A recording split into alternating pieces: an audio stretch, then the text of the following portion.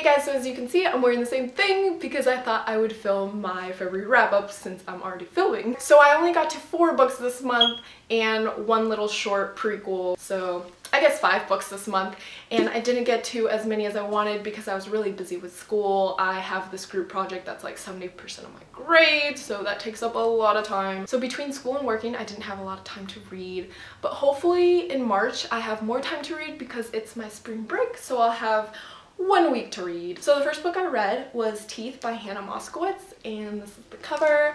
I enjoyed it. It was pretty weird. I thought Hannah Moskowitz was pretty creative with the whole thing. I was really surprised and taken aback by some things.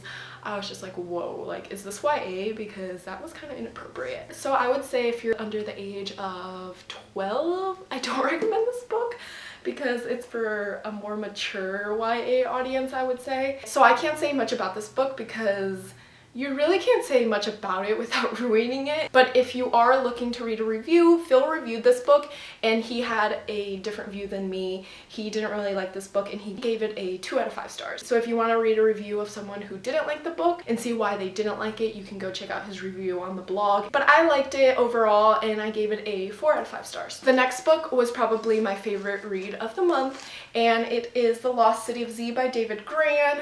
As you can see by all the tabs, there was a lot of things that I want to save and remember and little quotes and information that I want to look back on. But I won't say much about this book because I did a full review on the blog, which I will link below, and this was just an amazing read. If you're looking for a book to pull you into the nonfiction genre and you've never read nonfiction before, this is definitely the book to pick up. I gave it 5 out of 5 stars and definitely recommend it. The next book I read was Professor Gargoyle by Charles Gilman, and this is number 1 in the Lovecraft Middle School series, and this is the creepy book.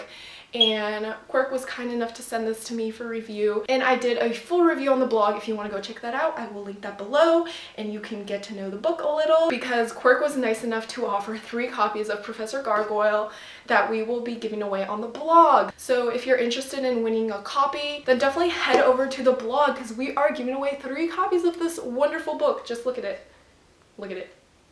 How awesome is that? So in the end, I gave this a 4 out of 5 stars. So I found some people that enjoyed reading and we get together every Friday or every other Friday. So this month the girls wanted to read Beautiful Disaster because one of the girls was absent and we wanted to read something that she could discuss too. So they chose Beautiful Disaster. So that was the book I read. It was Beautiful Disaster by Jamie Maguire. This book was more of a guilty pleasure for me, not in that way, but in the I love watching ABC Family and Lifetime movies kind of thing, but they really aren't that good after you think about it, but they're so good that you can't stop watching. And that's kind of how I felt about this. After fully discussing this book with book club and just getting all my feelings out, I really thought there were a lot of red flags with the guy in this book, and I think that's what all the girls and me had a problem with. But overall it was a really quick read. Like I said, guilty pleasure read, you just fly through it. By the way, if you did want to go see a review of this book,